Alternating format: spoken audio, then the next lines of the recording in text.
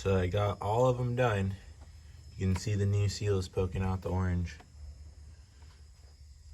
But now I'm gonna assemble the cams back together on this side, reset the timing on this side, and torque the gears, and then I'll move over there. When you go to reassemble the heads, you got to make sure that you put those cams down evenly and you put the cam caps back where you got them from in the same orientation. When you go to tighten it, you want to start from the center and go out and slowly go across it so you don't break the cam or the head. You don't want that stuff to mar. You want it to go together smoothly.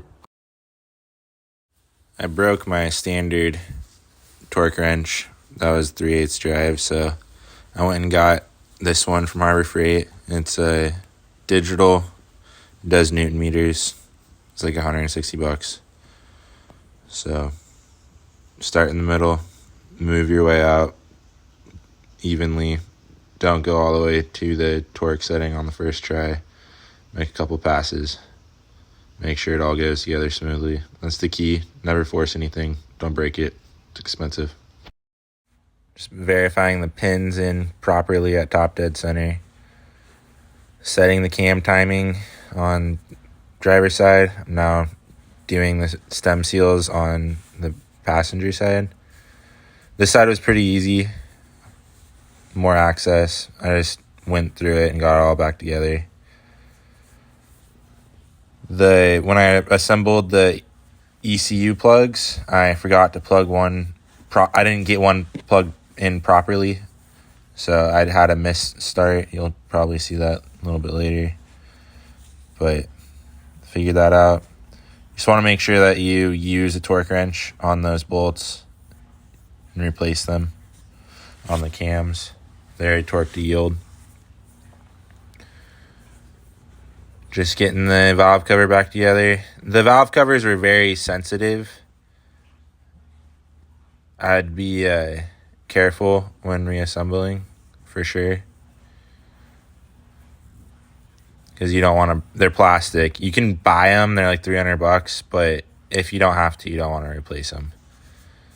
And I would suggest putting a little bit of silicone on the actual gasket so that when you place it down, it doesn't fall out of the cover. That was happening to me quite a bit. And just lining up the spark plug tubes. Take your time, use a light. It'll go together and it will feel right. You don't want to torque it down and break something because they're not lined up. And then just, take your time. That's the biggest thing with this car is everything's super fragile and it all fits. It's a puzzle, so just don't force it.